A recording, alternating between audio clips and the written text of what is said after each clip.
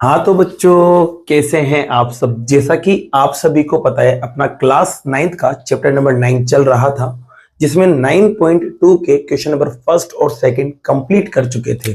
आज के इस वीडियो में लेने वाले हैं बच्चों क्वेश्चन नंबर थर्ड, जिसकी लैंग्वेज आप यहाँ देख सकते हैं। चलिए समझते हैं इसमें क्या करना है। आपको देखो दो कोर्स दे रखी है, मतलब दो जीवाएं, वो भी कैसी है, इक्वल है, मतलब बराबर है बच्चों। आप देख सकते हैं यहाँ पर। अब आगे क्या लिखा हुआ है, ये दोनों जो कोर्स है ना, वो इंटरसेक्ट करती है विद इन द सर्किल, मतलब ये एक दूसरे को सर्किल के अंदर ही कट करती, वृत्त के अंदर ही कट करती है। जैसे कि आपको पता है कि दो कोर्स हैं ये, ठीक है बच्चों, सॉरी ये सर्किल है, इसमें दो कोड बनाते हैं। जैसे कि एक ये बना दी, एक ये बना दी, नाम दे देंगे इनको कुछ भी, ABCD। ये अंदर की तरफ मिलेगी ऐसा बोला है, और दोनों की लंबाई बराबर है, ये भी आपसे बोला है। तो यहाँ पर इसका डायग्राम मैंने बना दिया बच्चों। यहाँ पर देख सकते हैं आप, ये आपके पास एक सर्किल था, वृत्त, जिसके अंदर दो कोर्स मतलब दो जीवाएं दे रखी थी, एक तो AB एक CD। दोनों की दोनों बराबर है लंबाई में, और दोनों एक दूसरे को देखो कट कर रही है। यहाँ पर इसका नाम आप दे देते हैं P, और सर्किल का जो सेंटर है, जो केंद्र है, उसको नाम मान लेते हैं O। ठीक है, यहां तक का काम आपको समझ आ चुका होगा। अब देखो यहाँ पर क्या प्रूफ करना है, क्या सिद्ध करना है, उसको देखते हैं। यहाँ लिखा हुआ है line joining the point of intersection to the centre, मतलब आपको बताना है कि ये जो इंटरसेक्शन पॉइंट है, जो प्रतिच्छेद बिंदु है ना बच्चों, यहां से आपको सेंटर से एक लाइन मिला लेना है, मतलब यहां से और सेंटर से आपको मिलाना है, जिससे एक लाइन बनेगी। अब ये लाइन जो है ना, वो क्या करती है, max equal angle with the code, मतलब ये कोड के साथ जो जीवाएं है ना, उनके साथ बराबर एंगल बनाती है, मतलब बराबर कोण बनाती है। मतलब ये वाला एंगल और ये वाला एंगल बराबर आ जाए, ये आपको लेके आना है। तो बच्चों इस कहानी को पहले लिखते हैं। जैसे कि मैंने लिख लिया, जैसे कि ABCD दो इक्वल कोड है, और इस सर्किल के अंदर कट करती है। सेंटर क्या है, O है। हिंदी में क्या लिखोगे बच्चों, माना वृत्त की दो बराबर जीवाएं AB व CD है, जो वृत्त के अंदर एक दूसरे को प्रतिच्छेद करती है, जिसमें उसका केंद्र जो है वो कितना है, O है। ये अपन ने मान लिया। तो बच्चों यहाँ पर अपन को एक चीज दे रखी है, वो क्या दे रखी है, AB बराबर CD, क्योंकि दोनों कोड्स जो है वो आपस में बराबर है। ये आपको दिया हुआ है। अब आपको प्रूफ क्या करना है, तो यहाँ लिखेंगे आप टू प्रूफ, मतलब सिद्ध करना है बच्चों। क्या प्रूफ करना है, क्या सिद्ध करना है, तो ये जो एंगल बन रहे हैं वो बराबर होंगे। तो यहां से आप एंगल का नाम देखोगे तो आएगा OPB। तो यहाँ लिखेंगे बच्चों आप एंगल OPB बराबर आ जाए किसके, OPD के। तो यहाँ लिख देंगे आप OPD। इन दोनों एंगल्स को मुझे बराबर लाना है। तो बच्चों देखो, आपको 7 चैप्टर पढ़ाया था, वहां पर आपको बताया था कि पार्ट्स को इक्वल करने के लिए ट्रायंगल की जरूरत होती है, मतलब त्रिभुजों की। तो यहाँ पर मैं क्या करता हूँ, ऐसा काम करता हूँ जिससे यहाँ त्रिभुज बन जाए, मतलब ट्रायंगल बन जाए, फिर उसको कॉन्ग्रुएंट कर देंगे। CPCD से कुछ ना कुछ तो बराबर आएगा ही ना। तो यहाँ पर मैं क्या करना चाहता हूँ, यहाँ पर मैं ट्रायंगल बनाना चाहता हूँ, मतलब त्रिभुज बनाना चाहता हूँ। तो यहाँ से जो सेंटर था ना, इससे मैं यहाँ पर एक परपेंडिकुलर बनाऊंगा बच्चों, मतलब लंब बना दूंगा। यहां से भी इस पे एक परपेंडिकुलर बनाऊंगा, जिसे आप बोलेंगे लंब।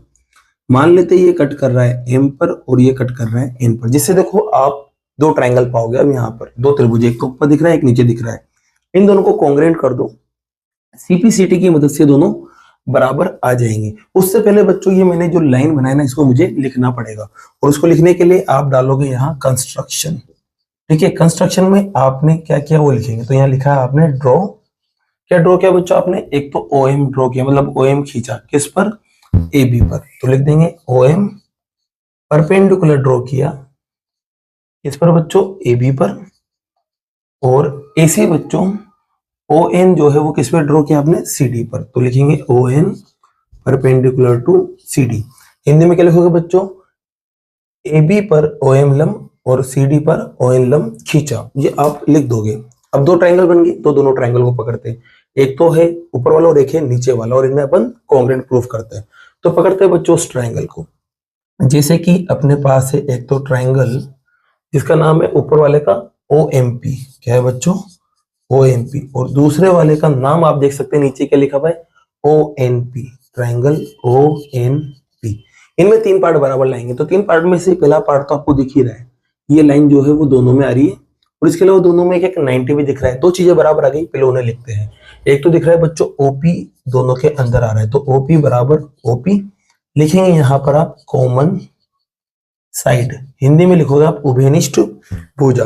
ठीक है, अब ऐसे ही बच्चों एक एंगल 90 भी आ रहा है, जैसे ऊपर वाले में तो आ रहा है OMP या PMO भी बोल सकते हो आप इसको, और दूसरा है नीचे की तरफ वो है ONP। ये है बच्चों दोनों के दोनों 90, तो लिखेंगे ईच एंगल 90, हिंदी में लिखेंगे प्रत्येक कोण 90 डिग्री। अब इसके बाद बात करते हैं बच्चों तीसरे पार्ट की।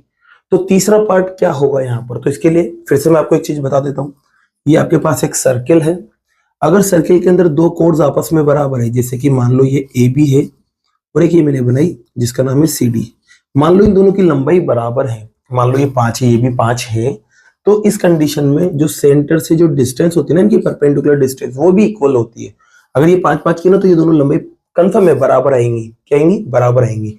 तो आपको पता है ना बच्चों के AB और CD तो इसी बराबर है, दे रखा है साफ साफ बुक में लिखा हुआ है, यहाँ पे भी देख सकते हैं आप दोनों बराबर है, तो इनकी जो सेंटर से डिस्टेंस होगी वो भी बराबर होगी। तो आप कह सकते हैं OM बराबर होगा ON के। तो यहाँ लिखेंगे बच्चों आप OM बराबर ON। रीजन क्या लिखोगे बच्चों, तो रीजन लिखेंगे अपन equal chords are equidistance, are equidistance from centre.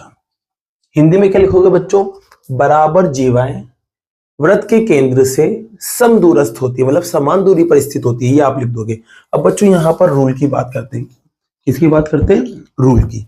तो रूल देखेंगे यहां पर, तो देखो एक तो आपने ये वाली लाइन उठाई, एक ये वाली लाइन उठाई और एक 90 को उठाया, तो 90 और 90 के सामने वाली लाइन जब भी आप उठाओगे तो RHS लगेगा, सीधी सी बात है। तो यहाँ अपन RHS लगा देंगे बच्चों, तो बाय RHS, और दोनों के दोनों ट्राइंगल आपके क्या हो जाएंगे, कॉन्ग्रुएंट हो जाएंगे। तो आप कह सकते हैं यहाँ पर एक तो ट्राइंगल है OMP कॉन्ग्रुएंट हो जाएगा, मतलब सर्वांग सम हो जाएगा इस वाले ट्राइंगल के, जिसका नाम है ONP। ठीक है, अब बच्चों ये दोनों कॉन्ग्रुएंट आ गए, तो CPCT की मदद से ये दोनों एंगल भी क्या होंगे, आपस में बराबर होंगे। तो आप कह सकते हैं OPM, एंगल OPM बराबर होगा OPN के, किसके बराबर होगा, OPN। अब बच्चों एक बात सुनना ध्यान से, इस वाले ट्राइंगल में M तक ही था, लेकिन अगर मैं इसको लाइन को यहां तक बढ़ा दूं, मतलब जैसे कि यहां तक ऊपर तक बढ़ा दूं मैं, तो एंगल पे फर्क पड़ेगा ही नहीं ना।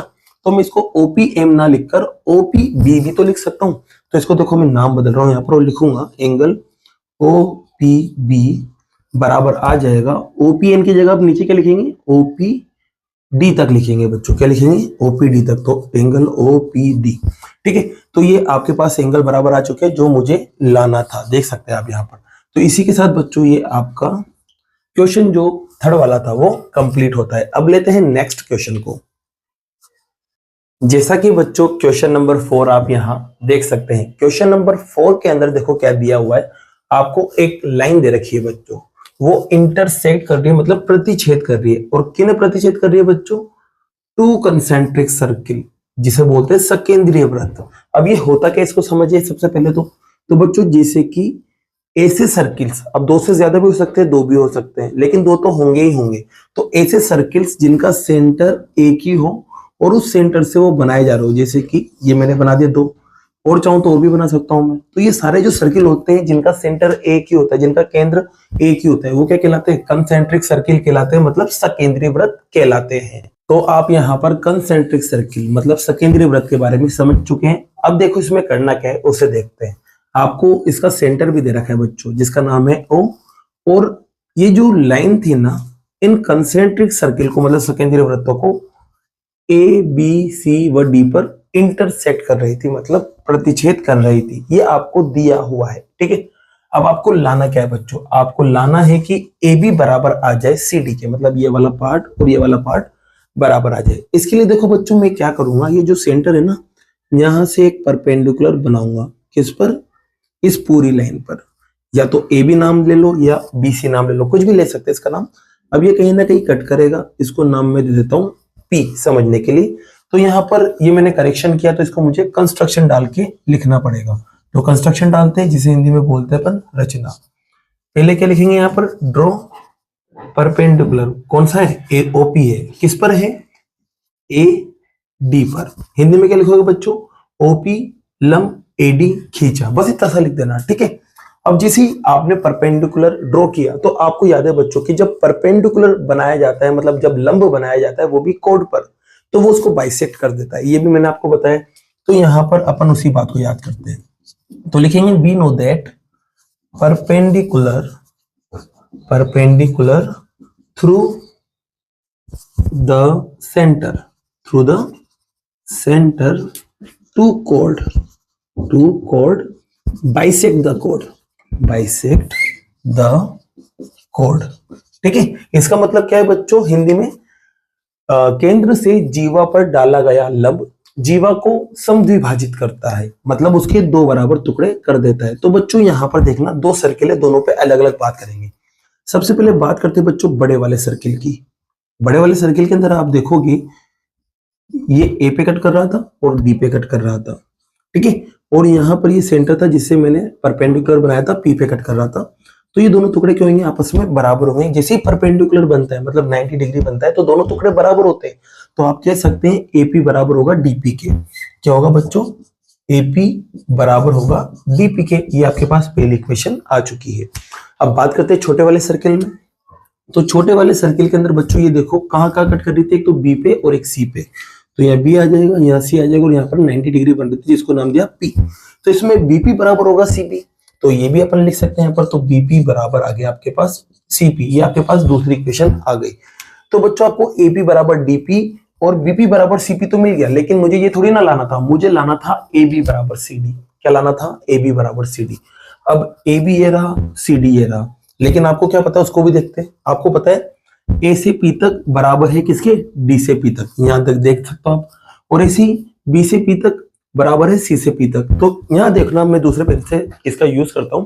आपको पता है बच्चों जैसे कि यहां से यहां तक का टुकड़ा बराबर है यहां से यहां तक के, ठीक है।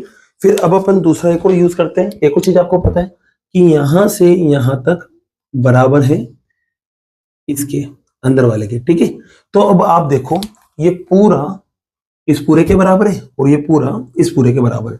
अगर मैं क्या करूं, इस पूरे में से इस वाले हिस्से को हटा दूं, देखो ये माइनस कर दूं मैं यहां से, इस वाले हिस्से को हटा दूं तो ये हिस्सा बचा रह जाएगा जिसका नाम है सीडी। और इस पूरे में से इस वाले हिस्से को अगर हटा दूं मैं यहां से यहां तक, तो ये वाला हिस्सा बचा रह जाएगा। तो आप कह सकते हैं बच्चों, अगर मैं इस पूरे में से जो था ए से पी तक, ए से पी में से मतलब एपी से मैं बीपी को हटा दूं तो आपके पास एबी बचेगा। अब एपी किस में आ रहा है, तो एपी आ रहा है पहले इक्वेशन में, और बीपी जो आ रहा है वो आ रहा है दूसरे इक्वेशन में। इसका मतलब यह है कि दोनों को माइनस करना पड़ेगा। तो इक्वेशन फर्स्ट में से माइनस कर देंगे इक्वेशन सेकंड को। समीकरण 1 माइनस समीकरण 2 आप करेंगे, और आपको पता है इधर वाले में से इधर वाला माइनस होगा, तो आप कह सकते हैं एपी माइनस बीपी, और इधर वाले में से इधर वाला माइनस होगा, तो आप कह सकते हैं डीपी माइनस सीपी। अब आप देखो बच्चों, इस पूरे एपी में से अगर इस बीपी को हटा दूं मैं, तो आपके पास बचा क्या रहेगा, एबी। तो ये लिख देंगे आप एबी, और ऐसे इस पूरे डीपी में से इसको हटा दूं मैं, किसको, सीपी को। देखो यहाँ सीपी हट भी रहा है, माइनस हो रहा है, तो सीपी हटा दूंगा तो बचा क्या रह जाएगा, डीसी या सीडी। तो बच्चों आपको लाना क्या था, एबी बराबर सीडी, तो एबी बराबर सीडी आ गया। तो ये आपका क्वेश्चन क्या होता है, इसी के साथ कंप्लीट होता है बच्चों। अगर ये बच्चों क्वेश्चंस आपको समझ आए और ये वीडियो पसंद आई हो तो वीडियो को लाइक कीजिए और चैनल को सब्सक्राइब कीजिए। Thank you so much.